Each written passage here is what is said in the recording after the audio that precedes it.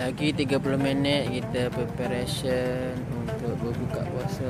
Assalamualaikum warahmatullahi. Kita ambil suasana dulu. Ambil roh waktu yang barakah untuk berbuka puasa. Waktu untuk berdoa ni setengah jam sebelum berbuka puasa. Kita ambil suasana, insya-Allah. Suasana setengah jam sebelum berbuka puasa. Sekali. Alhamdulillah, masjid ni Masjid Nurul Amin, Kampung Delik, Kelang.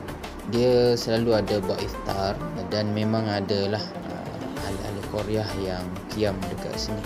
Yang menginap tak ramai tapi datang kiam. Itu style kat sini lah. Jadi Alhamdulillah kita datang awal lagi tu untuk sambil-sambil lah bertemu dengan orang kampung kan, dalam pukul 6.30 pada waktu tu. Ada yang baru sampai tu dia orang solat tahiyatul masjid dulu. Ada yang baca Quran, AJK yang bahagian makanan sedang siapkan makanan. Ada juga muslimat bawa anak-anak datang. Jadi penghujung Ramadan ni dia tak ramai. Penghujung Ramadan ni semua dah ada aktiviti masing-masing bersama keluarga masing-masing kan, dan persiapan untuk raya. Jadi lebih kurang anggaran dalam 70 orang iftar pada hari tu. Nasi hujan panas, kari kambing.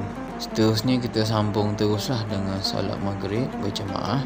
Lepas pada solat maghrib berjemaah tu kita ada tazkirah maghrib sampai ke isyak. Kita sambung terus solat isyak dengan solat tarawih. Sini solat tarawih 20 rakaat lah. Ada yang buat 8, ada yang buat 20.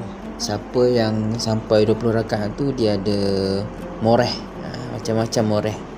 Yang malam tu kuih, air panas, air sejuk ada. Lepas tu dalam pukul 10.30 siap ruangan menginap dia, ataupun kita nak kiam tidur kat masjid dia ada ruangan atas. Jadi kita jenis orang yang tidur awal, jadi kita tidur dululah.